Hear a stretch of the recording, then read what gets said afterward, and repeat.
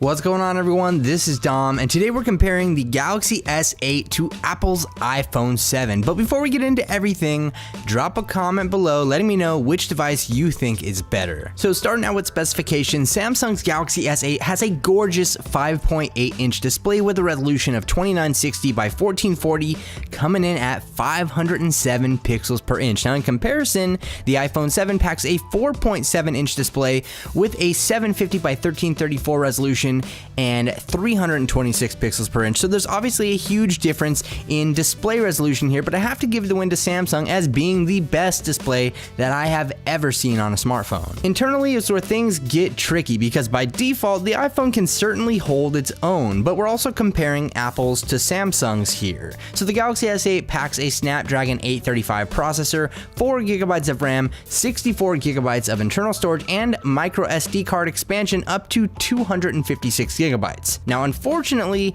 the iPhone lacks any type of SD card slot, but may redeem itself with storage options up to 256 GB internally. It also features Apple's A10 processor and a mere 2 GB of RAM, but don't let those specs fool you because this is a powerful device as well. When it comes to design, Apple kept roughly the same one here as the iPhone 6s with minor changes. Oh, and they ditched that headphone jack. Now, there's a new second speaker here which radiates from the earpiece, providing stereo sound paired with the bottom firing speaker, and it's great. And overall, the design here is nice, but it's hard to favor the front side when it packs such massive bezels in comparison to Samsung's latest creation.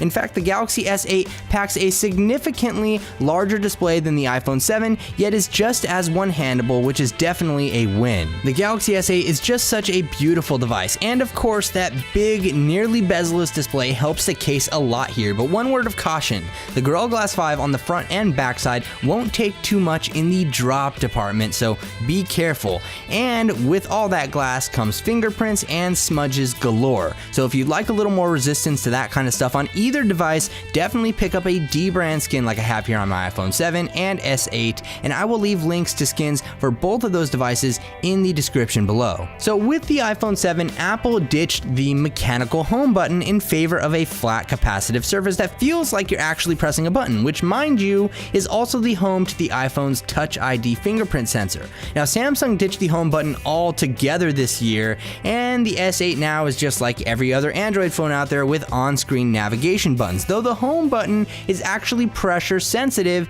and it feels kind of cool with a nice little clicky feel to it when you press on it. But if you think a pressure sensitive software button is cool, then you might get a kick out of Apple's pressure sensitive 3D touch display, where the entire display features this ability and adds quick shortcuts all throughout iOS, which can be pretty useful. Now, with the lack of a physical home button on the Galaxy S8, Samsung opted to move its fingerprint sensor to the back side of the phone next to the camera module, which I absolutely hate as far as positioning goes. It's just hard to find on the backside and very awkward. The Galaxy S8 also uses a couple of golden standards that Apple isn't quite on board with, such as USB-C and, well, that 3.5mm headphone jack.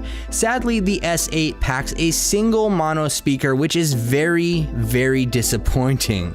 The Galaxy S8, though, does pack Bluetooth 5.0, which allows you to connect with two wireless audio devices and stream to them simultaneously. And yes, it's a pretty awesome feature for sharing music. But overall, in the design department, Samsung definitely wins, and there's not much out there that can touch this design right now. Moving along to software and performance, both the S8 and iPhone 7 hold their own. Of course, this is all going to depend on whether you prefer iOS or Android, but both perform respectably. Samsung packs in a ton more customization features, but that's expected from an Android device. There are major multitasking features available on the Galaxy S8 that clearly iOS just can't compete with. While some of these features are a bit gimmicky though, it still doesn't change that from a software perspective, you're getting much more for your money with the Galaxy S8. Then again, iOS is meant to be simple, and that's a good part of why a lot of people prefer an iPhone over any Android device.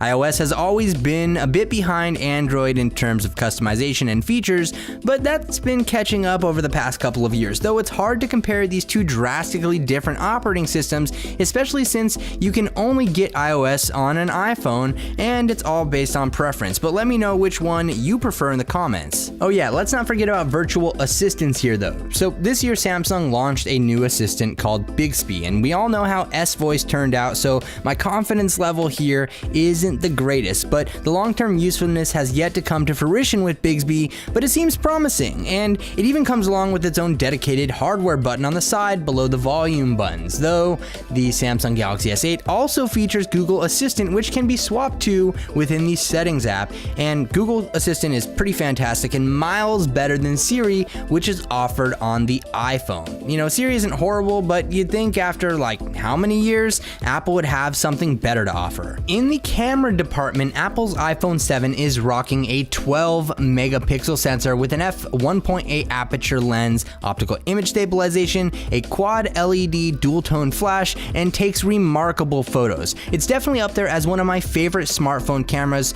but the software interface leaves a lot to be desired. Again, iOS is all about simplicity, and the camera app is no exception to that rule. Of course, you can download third-party apps to amp up some of the manual mode action, but this is definitely one area where the Galaxy S8 ousts the iPhone 7. Speaking of the Galaxy S8, we have a 12 megapixel sensor, an f1.7 aperture lens for slightly better low-light performance, optical image stabilization, and a single LED flash. Now, the image quality here is outstanding and certainly tough competition for the iPhone 7, but check out the photo comparisons for yourself to see which camera will wear the crown, and let me know your choice below, and also check out the link in the description for full resolution photo galleries.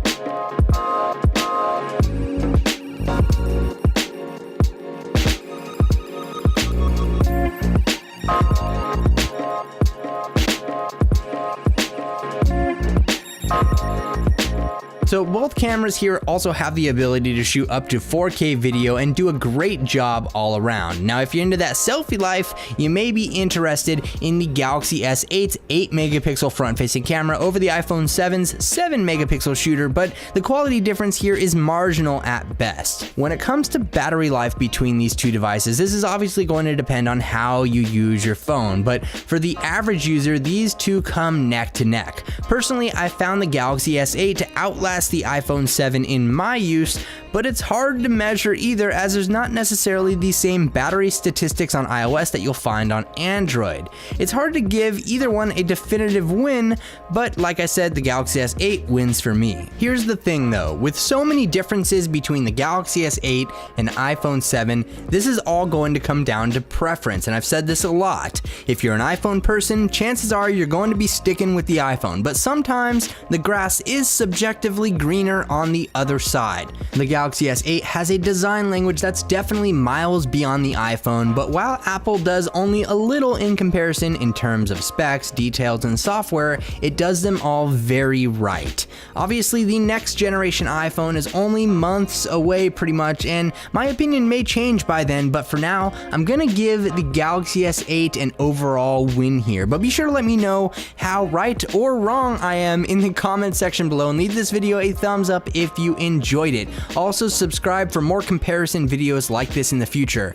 Thank you so much for watching, everyone. This is Dom, and I'll catch you in the next video.